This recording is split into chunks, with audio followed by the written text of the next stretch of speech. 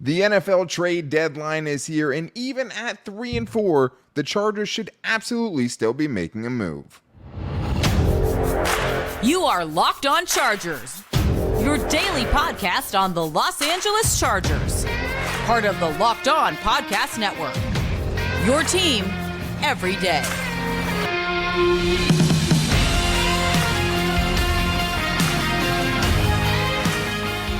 What is up, and welcome into the Locked On Chargers podcast. I'm your host, Daniel Wade, joined as always by my co-host, David Drogemeyer, and we've been covering the Chargers together for 8 seasons now together, and this is our 6th year as a host of the Locked On Chargers podcast, bringing you your team every day. Thank you guys, as always, for making us your first listen today, and to make sure you never miss the show, go subscribe or follow for free on the Locked On Chargers YouTube channel, and listen wherever you get your podcast from. David, what do we got today? Happy Halloween, everybody. Today, we got to start with why the Chargers absolutely should be making a move at the trade deadline, even after a little bit of a scary start. And then we got to get into the biggest storylines and overreactions for the Chargers. Yeah, a lot every week for the Chargers, as Chargers fans know. But today's episode is brought to you by FanDuel. Make every moment more. Right now, new customers get $150 in bonus bets with any winning $5 moneyline bet. That's $150 if your team wins. Visit FanDuel.com/lockedon to get started. David, the trade deadline is here, and for the Chargers, they're in a weird spot because they're 3-4. They're not in the thick of things. The playoffs are still a long shot for them at this point. But there are obvious holes in this roster and deficiencies that the Chargers could, help out by making a move at the deadline. So instead of our normal Chargers buy or sell today, of course, since it's Halloween, we are doing trick or treat. So David, the first trick or treat is this. The Chargers should be making a move at the deadline. It's a treat, absolutely a treat. I am not ever a person that is wanting the Chargers to not and try to improve their roster, not try to make moves, not try to turn over every stone, turn over every leaf to go out there and try to improve their football team, especially when there's some obvious deficiencies that you feel like the Chargers could make some very subtle, simple moves that could greatly impact or improve the roster. Yeah, and I think that's the thing is just what you're willing to give up, because the Chargers were also in an interesting spot because next year their cap situation is already really bad. Yeah. So you can't really go find big contracts that are going to add on to what you already have to, trim down in 2024. So you're either looking for experienced, cheaper options, or you're looking for young players who are on a rookie contract that are going to cost more, right? And then the other part of it is how much are you willing to send away in a trade in a season that's not looking like it's heading for the playoffs? This is the problem. You can't tell this team right now that you're out of it, right? You can't send that message. And I think if your sellers at the deadline, unless it's someone who's obviously going to, is someone that's been a cancer in the locker room, right? Something like a J.C. Jackson situation. It's going to be hard to convince the veterans and guys who are getting up there in age in this locker room that you're still committed to going for it this season. You also combine that with the fact that, Tom Telesco and Brandon Staley are probably fighting for their job right now. Definitely. And how much they would be intrigued by actually, making this roster worse. Which if you get rid of someone like Austin Eckler, you would be getting worse. We saw that in the last game. How important he is, right? And how big of a piece of the offense he can be. But David, I think when you're looking at what the Chargers could trade for, I think tight end is something that makes a lot of sense. I think if you want cornerback depth, you're extremely, extremely shallow there, and even could, bring in someone that could improve on maybe the slot corner position. I think there's a few different spots where you could say, hey, you could improve this without even really sending that much away, right? Maybe it's a pick swap late in the draft, which is something that's been all the rage this year. I'd be willing to do a 6th or a 7th round pick swap, right, to upgrade the Chargers at blocking tight end, right? Like something like 100%. That feels like it could make a huge difference for a team that is totally lacking that at the moment. Yeah, don't expect the Chargers to be going out there and getting anybody like Hunter Henry or Cole Kmet or even Jalen Johnson, who just, recently said that he wanted to get a trade out of Chicago. Definitely no Devontae Adams. None of that's going to happen. As much as we would Jalen Johnson would be great, though. Yeah, Devontae Adams would be nice. Are you kidding me? Pairing him DeAndre with Hopkins Asante? Isn't coming through those doors. Yeah, right. No, it's not happening. But it doesn't have to happen. I mean, honestly, I feel like Daniel Popper brought up a very good option. It's the blocking tight end from the Minnesota Vikings, Josh Oliver, who has been a fantastic run blocker. I mean, I think, you saw it when they ran against the Chargers, where they hadn't done anything really the entire season in the running game. They were able to get it together against the Chargers in that game, but we're just talking about subtle moves. You can't sit here and, again, tell me that you can't find someone that's not even just a little bit better than Trey McKitty. I mean, it's got to happen, right? There's plenty of options out there. And also I just feel like it's the Chargers saying that they've identified an issue and been able to go out there and address that issue by making a move. And they're not too proud to not try to improve this roster and admit the mistakes that were made in the offseason. Like some things you couldn't be avoided. Like if they wanted to try to get a center, right? I think Daniel Power brought up David Andrews as someone from the Patriots, because you're looking for failing teams, right? Like you're looking for teams. Josh Oliver with it, Kirk Cousins blowing his Achilles out. He could be someone that would be an obvious sell for a team that really has to rebuild and kind of has to reset this year anyways. Yeah.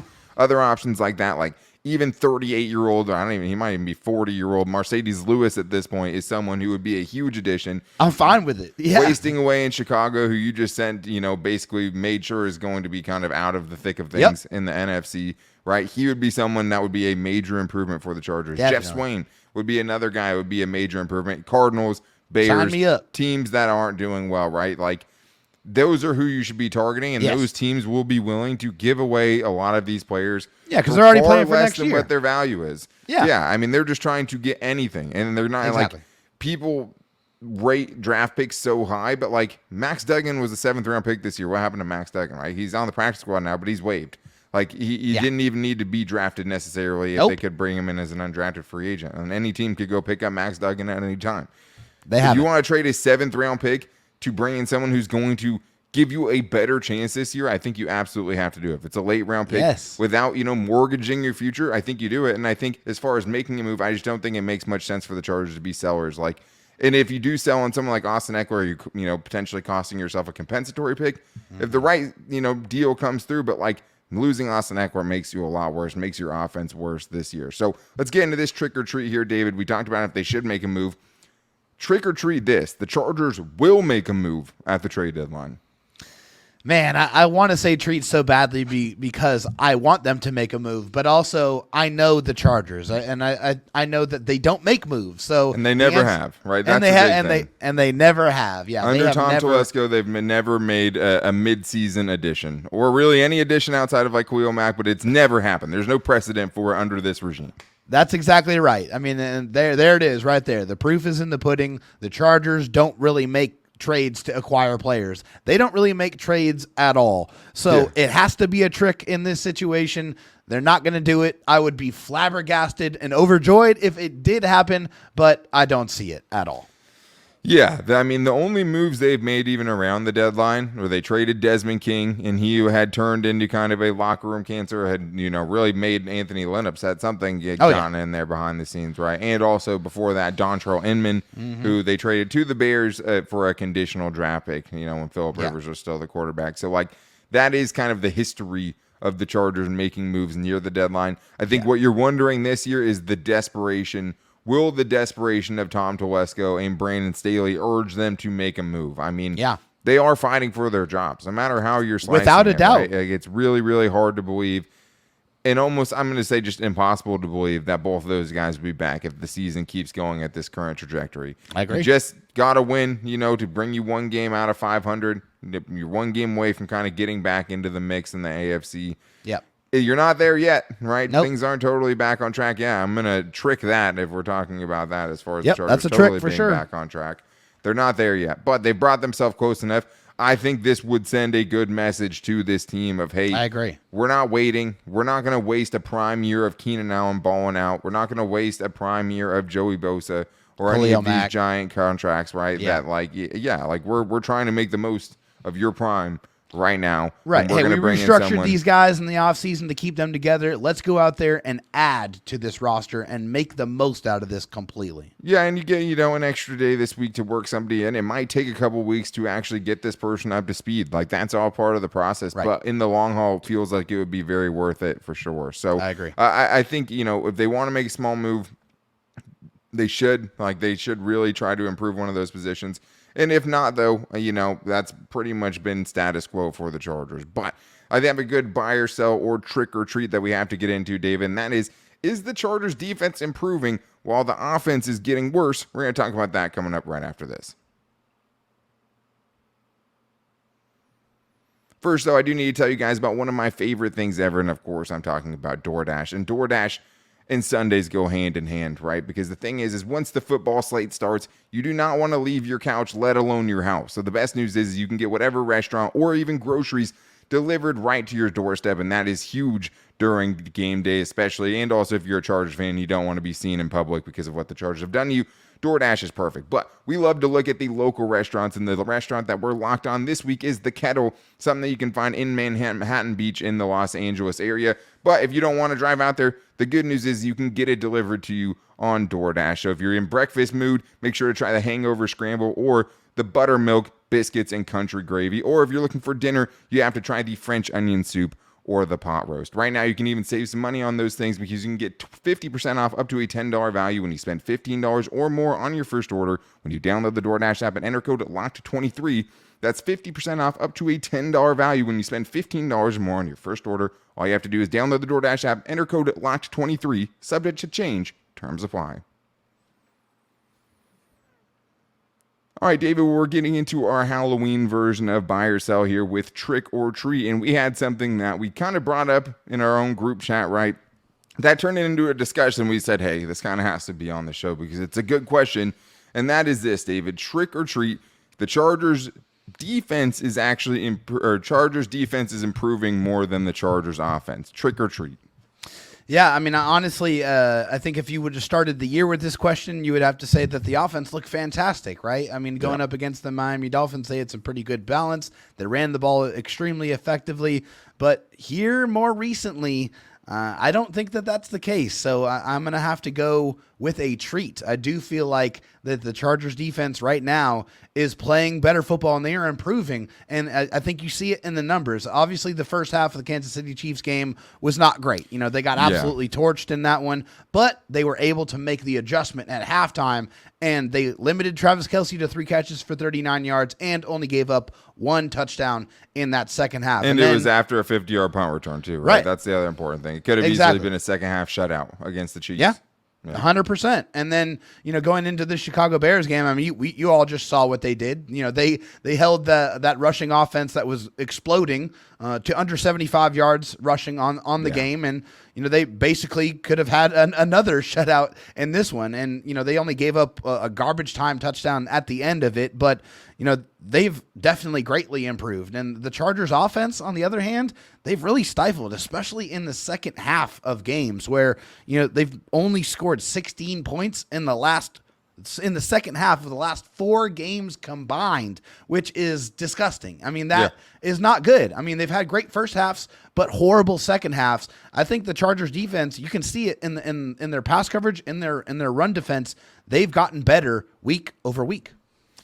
Yeah, and it's tough, right? Because if you're looking at it just on paper, like the Chargers are 9th per game in points per game on offense, and they're 9th worst in points per game allowed by their defense, right? So, like, the offense statistically has been better than the defense has, and it's not particularly close. No. But when you watch this team, you can see the trends, and we're talking about improvement, right? And I think the biggest thing that's hard to parse here is if the Chargers defense is getting better or they're just playing really bad teams, right? Because that's fair. 2 of the last 4 games, you've had Chicago and Las Vegas, but also in 3 of the last 4 games, you've allowed 20 points or less.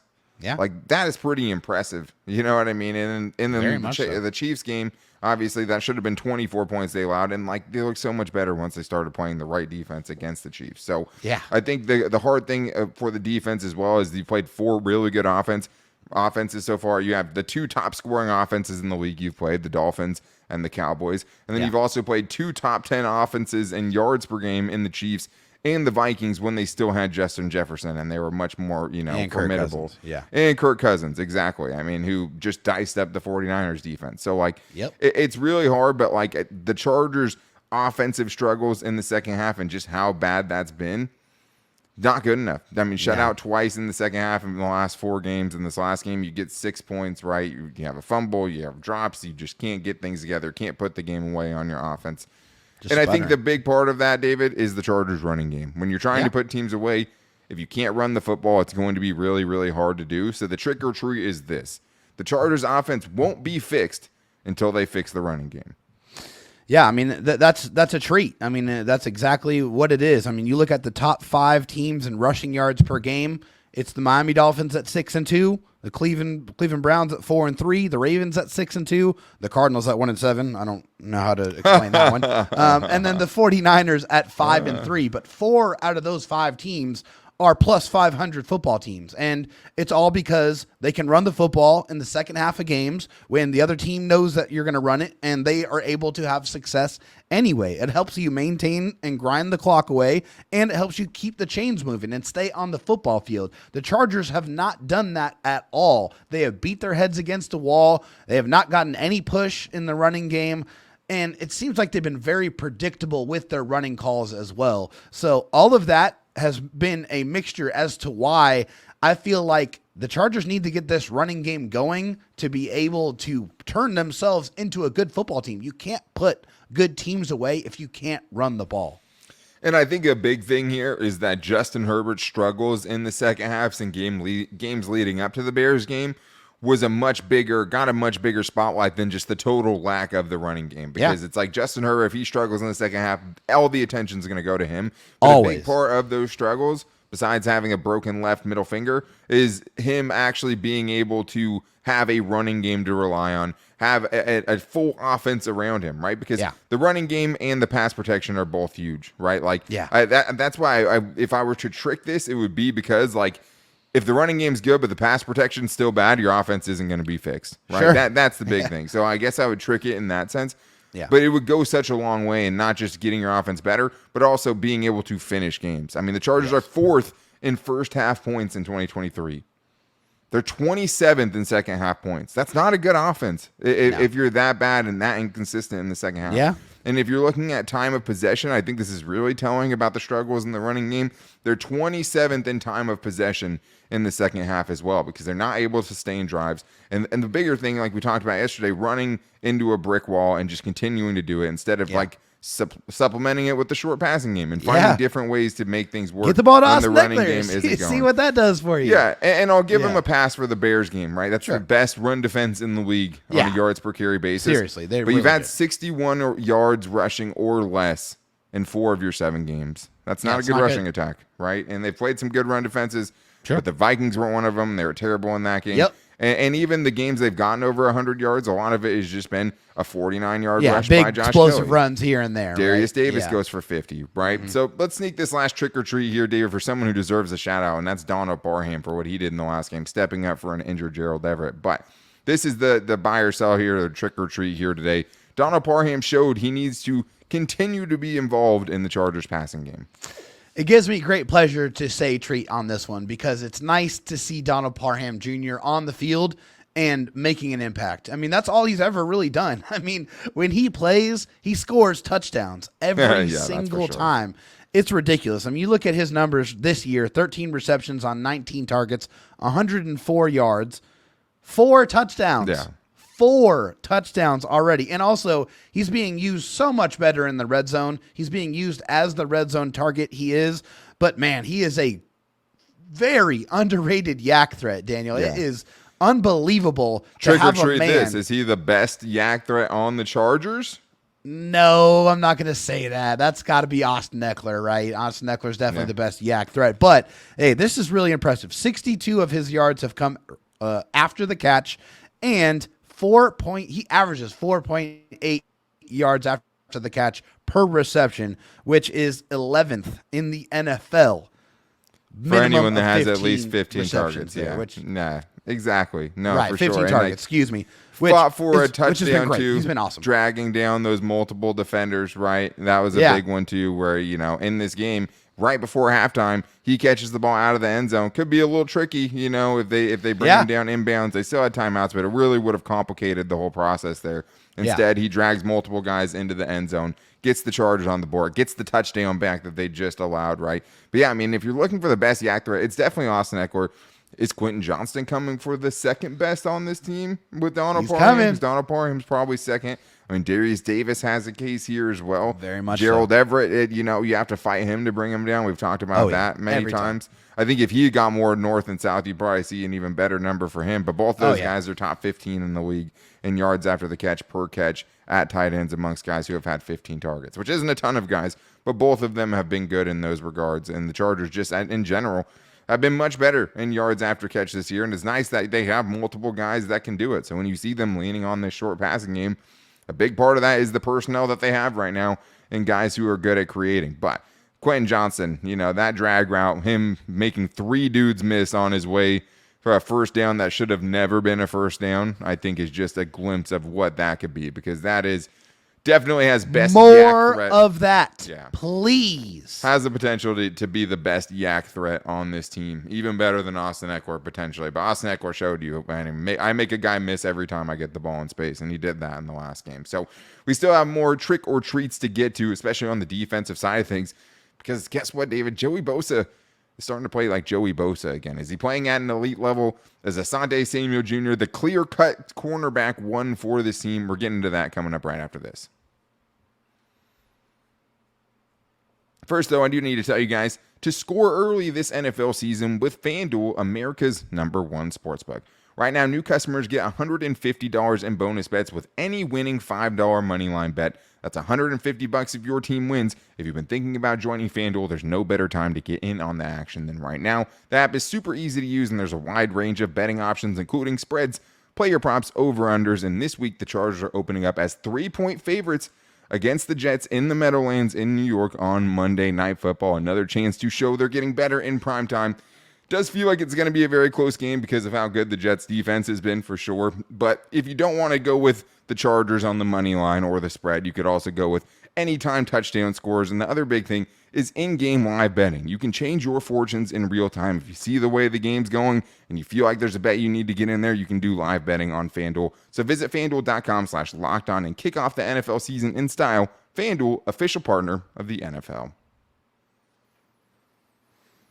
David, let's continue this trick or treat here. But before we get into that, I do need to tell you guys to make sure you guys are checking out the Locked On NFL Kickoff Live Show, 2 p.m. Eastern Time every Friday with Tanisha Batiste, Jarvis Davis, and Kyle Krabs, getting into every matchup around the league and getting into the local experts for each of those teams to get the insight on who you should start in fantasy, which teams you should be betting on, and so much more. Every Friday at 2 p.m. Eastern Time on every Locked On NFL channel. David, let's continue this trick or treat with some defensive players with offense getting some love today and talk about Joey Bosa. He's a guy that has been insanely polarizing, and there's reason for it, right? The way he melted down at the end of last season against the Jaguars in that game. It's fair. Getting hurt at the beginning of this season and just having, a history of injuries throughout his career, which have been really frustrating because you know what type of player he is.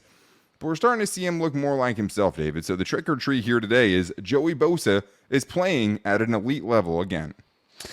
Yes, indeed he is. Finally, that is going to be a treat, and it is a treat for everyone, including everyone on the Chargers defense, because I've said it, and I'll say it again, Joey Bosa is a force multiplier when he is playing at full strength, and that is exactly what is happening now that he is fully healthy. After this week against the Chicago Bears, he had 5 pressures, a sack, 3 tackles, also had a tackle for loss, and he's looking healthy and strong.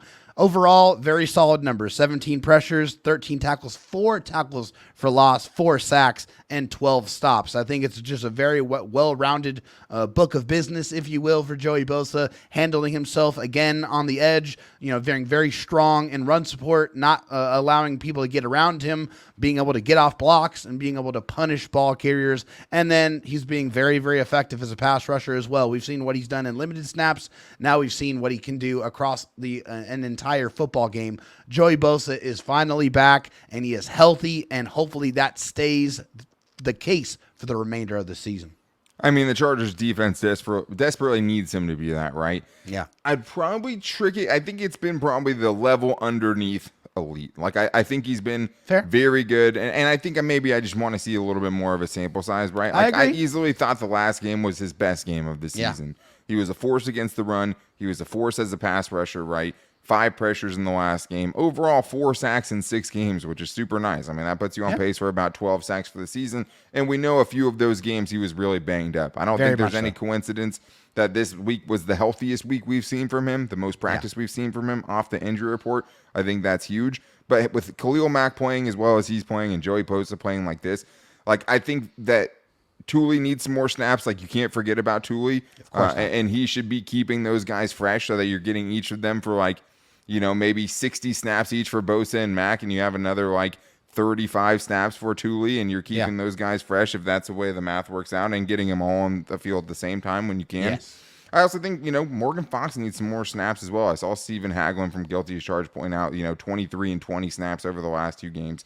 He's someone that's easily their best pass rusher, 2 sacks against the Cowboys, and then he hasn't played very much over the last couple games. The defense and the run defense. Yeah, he has like better. 5 sacks on the year in limited snaps that he's been getting. It's ridiculous. Already had almost as many snaps as he had, or sacks as he had all of last year. But we have more trick or treats to get into, including this, David. He's not the only one who's been stepping up defensively. So is Asante Samuel Jr. So the trick or treat here today is Asante Samuel Jr. is CB1 for the Chargers.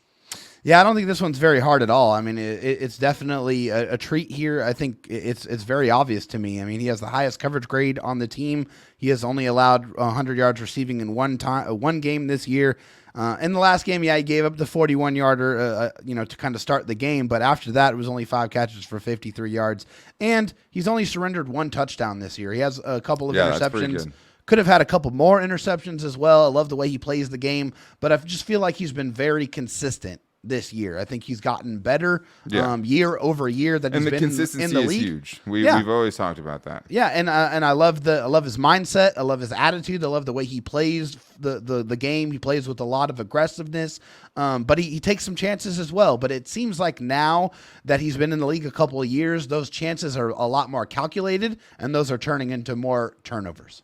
And when I said the CB1 thing, it's a little misleading because obviously he's the Chargers' best corner this year, and you were one of the only people before this season saying you thought he would be the Chargers' best corner this year. A lot of people still thought it'd be J.C. Jackson.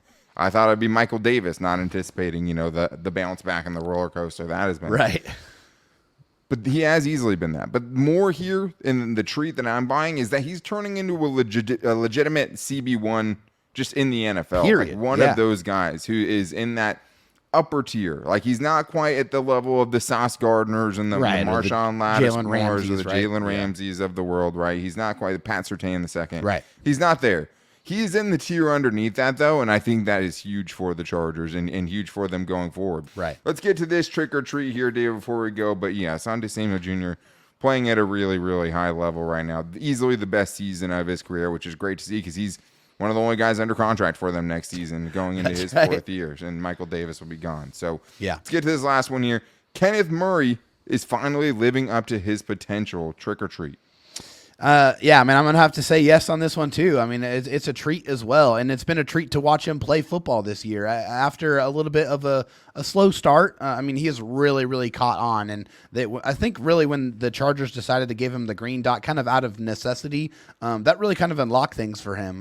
Really you saw him, fly around, be able to run sideline to sideline, be able to be decisive when he's going through holes. He's the leading tackler for the Chargers this year with 52 tackles, which is 12 more than anybody else on the team. And he has 6 tackles for loss, which is 1 less than the team leader, Khalil Mack, who has 7. Also is his lowest missed tackle percentage since he was a rookie. I just feel like he's definitely played his best football, and it's really, really encouraging to see. It sucks that it's taken this long to be able to see it, but K9 is definitely playing very, very, very good for the Chargers.